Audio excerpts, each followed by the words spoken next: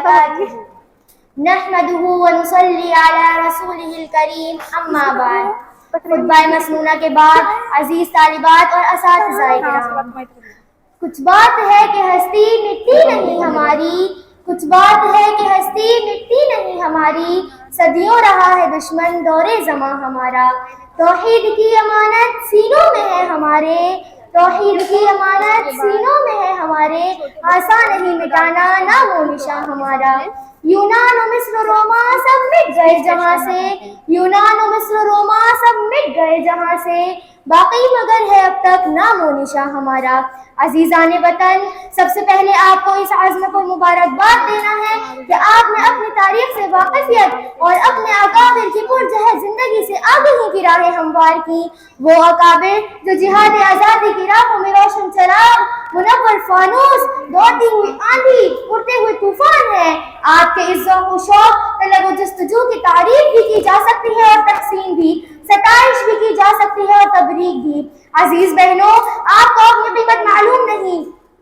اور نہ آپ نے اپنے گراں قدر حیات کے ان گوشوں کے سراغ میں کوئی سفر شروع کیا جو کتاب زندگی کے اجلے عنوان قیادت و امانت کے روشن ابواب ہے. آپ سیاحت گاہ عالم میں دوسروں کو دیکھنے کے لیے بے چین ہوتے ہیں اور دوسروں کو سننے کے لیے بیتاب، حالانکہ عالم آپ کے ہونٹوں سے نکلی ہوئی آواز سے لہامت تنگوش ہے. وہ آپ کو دیکھنے کے لیے بے قرار اور سننے کے لیے سراپا انتظار ہے. بس آپ کی طرف سے تاخیر اور اہل طلب کی جانب سے کل شوق مقابلہ آپ کی اس سرد مہری پر بلہجہ و حسرت و با آواز حزن و ملال یہی کہا جا سکتا ہے کہ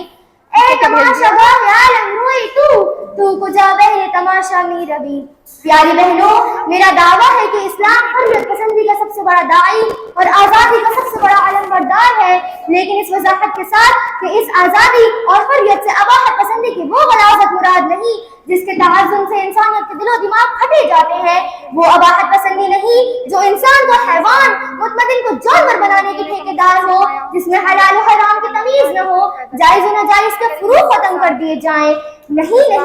اسلام جیسا صحیح، سچا، واقعی خدا کا پسندیدہ مذہب اس طوفان بدتمیزی کا خیمہ بردار کیوں بننے لگا؟ بلکہ آزادی سے مراد وہ حقیقت ثابتہ سچا دین ہے جس کے داعی حضرت آدم،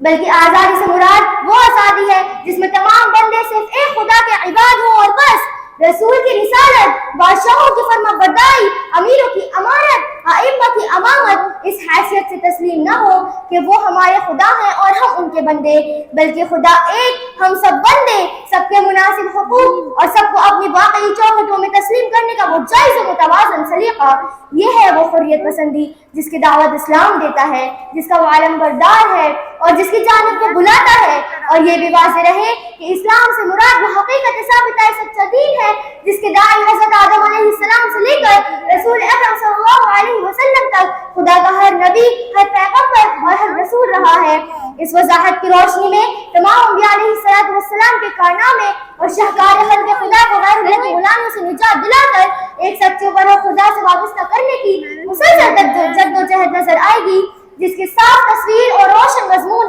حضرت موسیٰ علیہ السلام کی وہ مجاہدانہ کوششیں ہیں جو بنو اسرائیل کو فرعون کے استبداد اور اس کے ظالمانہ تسلط سے آزاد کرانا تھا.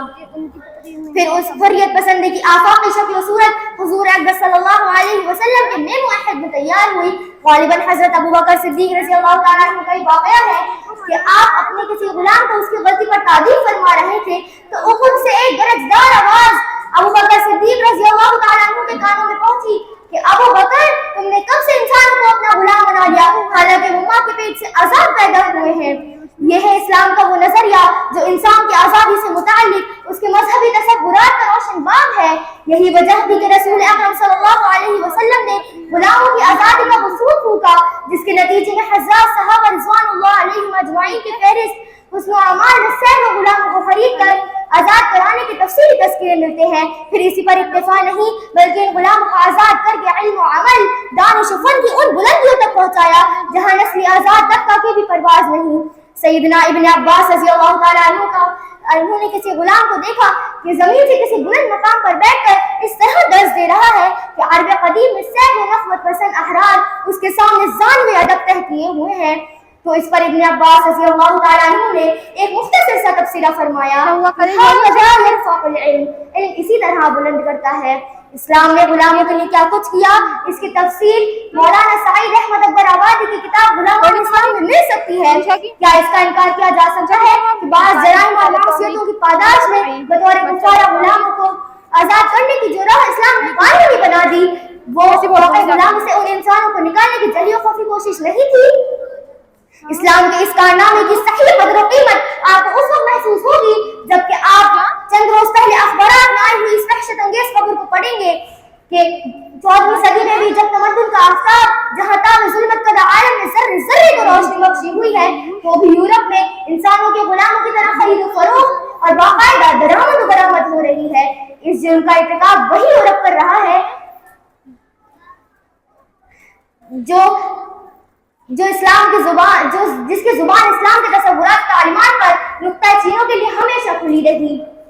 اور یہ تو آپ کو معلوم ہی ہے کہ 1947 سے پہلے برطانیہ نے خود ہمارے اس وسیع ملک اور یہاں کے باشندوں کو غلامی کی زنجیر سے اس طرح جکڑ رکھا تھا کہ جس کی گرفت کو توڑنے کے لیے 100 سال کا طویل عرصہ